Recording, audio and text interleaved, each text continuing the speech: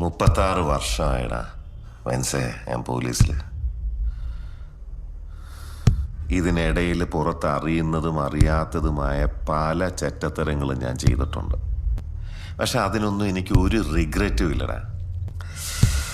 2 ദിവസം കഴിഞ്ഞ് ഞാൻ ഡിപ്പാർട്ട്മെന്റിൽ നിന്ന് റിട്ടയറായി DYSP മെഡലും വാങ്ങി ഇറങ്ങുമ്പോൾ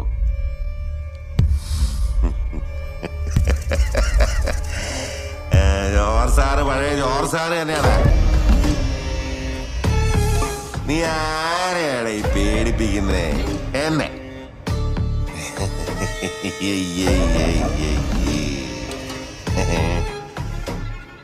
നിന്നെ കാണാൻ ജോർജ് സാർ ഇവിടെ വന്നിട്ടുണ്ട്.